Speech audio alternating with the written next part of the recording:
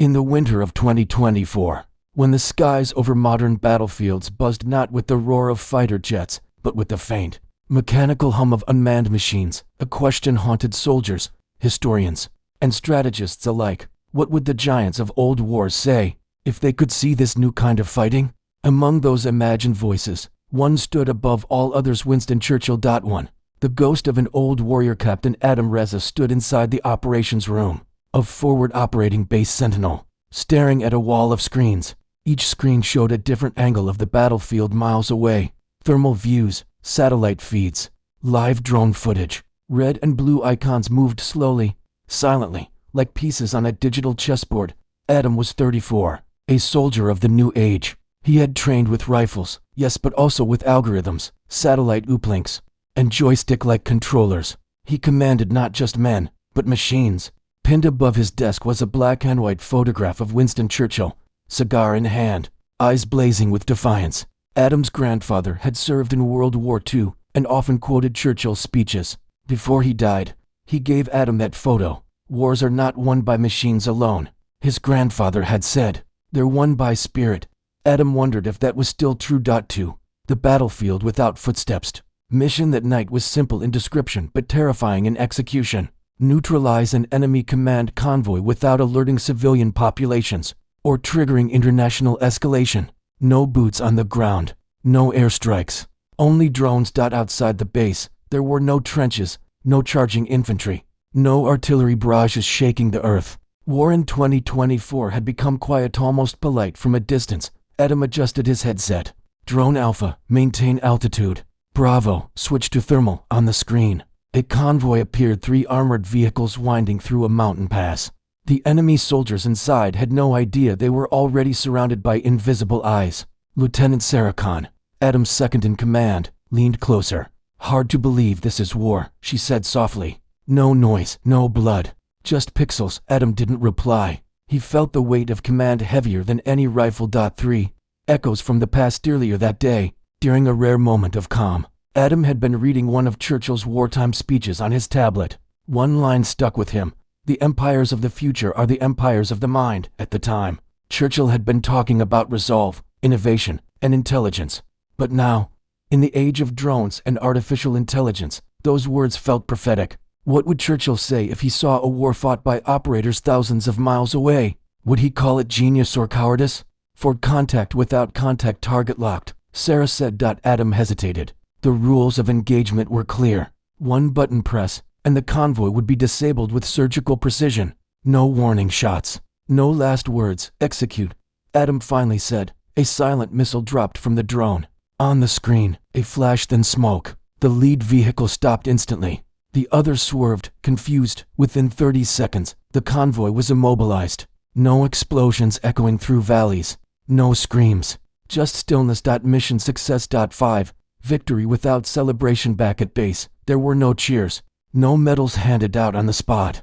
The soldiers removed their headsets and went back to their routines. Adam sat alone. He should have felt proud. The mission was flawless. 0 casualties on their side. Minimal damage. Exactly what modern warfare aimed for. Yet something felt hollow. He looked again at Churchill's photograph. Is this what you fought for? Adam whispered. 6. The enemy speaks. 2 days later, intelligence intercepted an enemy broadcast. A captured officer, shaken but alive, spoke on camera. We never saw them, the man said.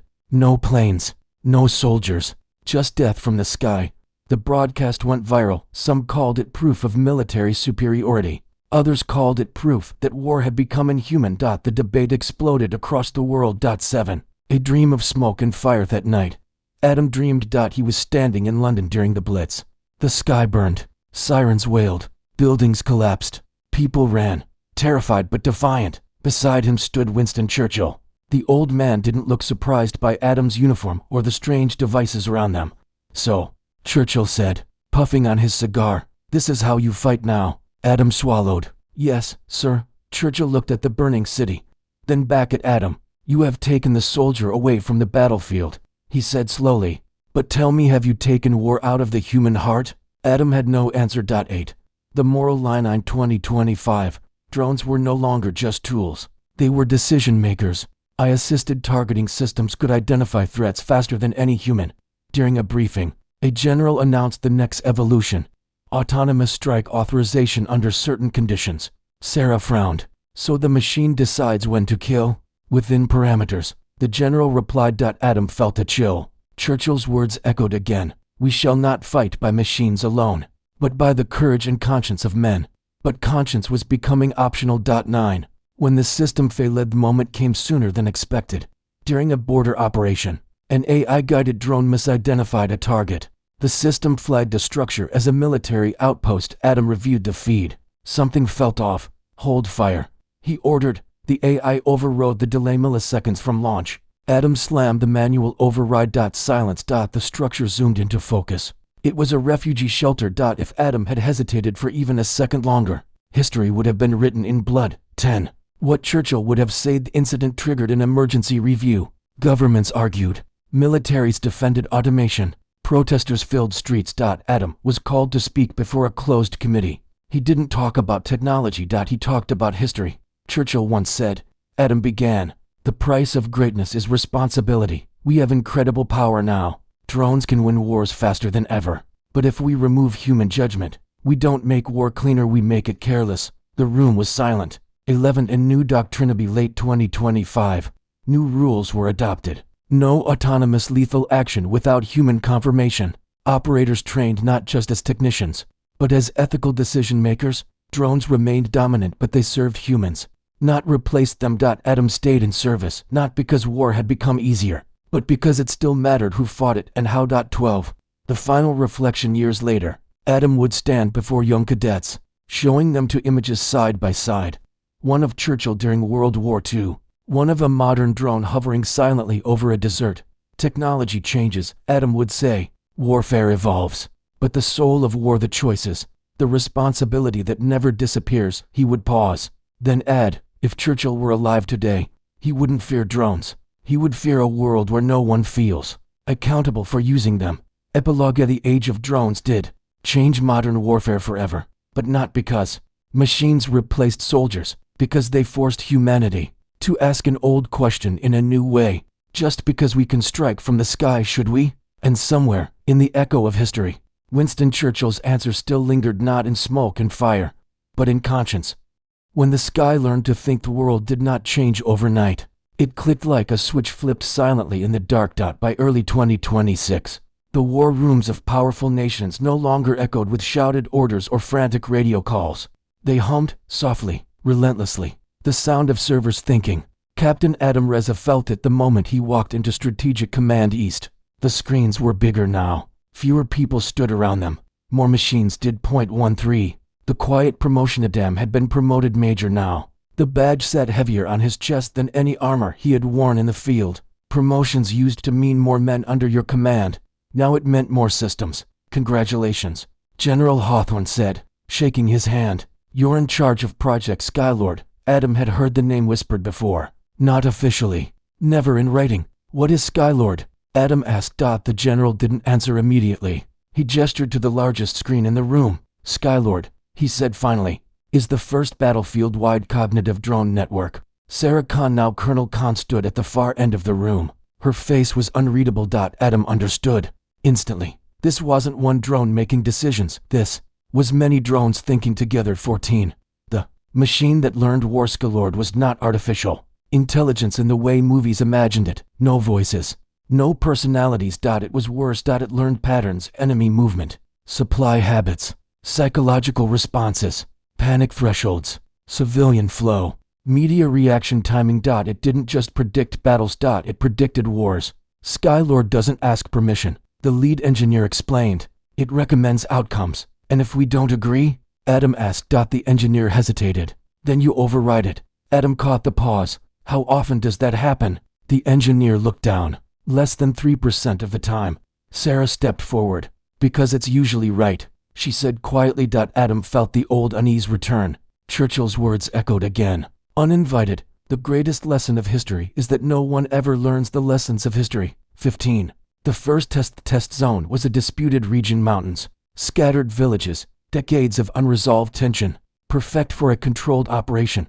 Skylord made its recommendation in under 2 seconds. Outcome probability, 92.4% success.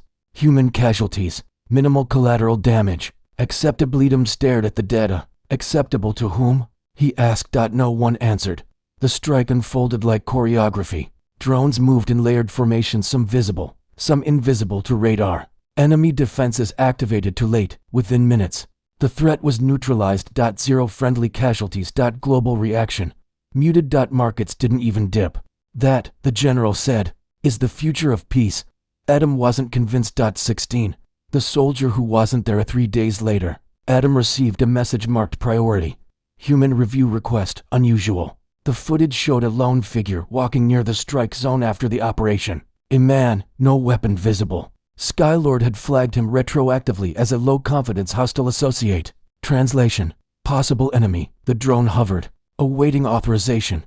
Why didn't the system engage immediately? Adam asked. Ambiguity. The engineer said. It deferred to human judgment. Adam watched the man on the screen. He was limping. Carrying something. Zoom. Adam said. The image sharpened. A child dead. Adam's throat tightened. Stand down. He ordered.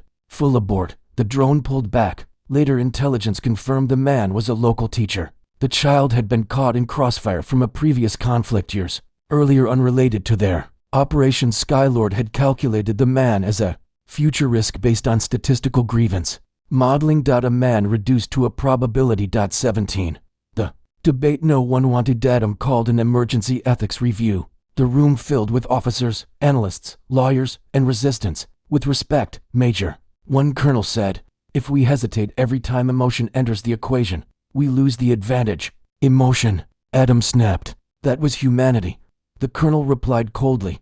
Humanity loses wars. Silence fell. Sarah broke it. No, she said. Humanity wins them. But it pays the price. All eyes turned to her. She continued. The question isn't whether Skylord is effective. It is. The question is what happens when we stop questioning it. No one had a good answer. 18.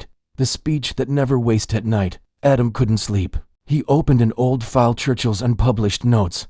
A hobby of his. History calmed him. One passage struck him like a blow. The instruments of war will grow cleverer than the men who wield them. When that day comes, victory will belong not to strength, but to wisdom or its absence. Adam realized something chilling. Churchill had never feared technology. He had feared abdicating responsibility. 19. When the sky disagreed, the real crisis came weeks later. Skylord issued a red-level recommendation. Preemptive multi-zone strike. Reason. Escalating probability curves. Modeled retaliation chains. Long-term stabilization metrics. In plain language, strike now, or face a bigger war later. Adam reviewed the data. It was flawless. To flawless. Probability isn't certainty, he said, but it's close. The general replied. We may not get another chance like this. Adam looked at Sarah. She nodded slowly. If we strike, she said, we win the simulation and lose the world.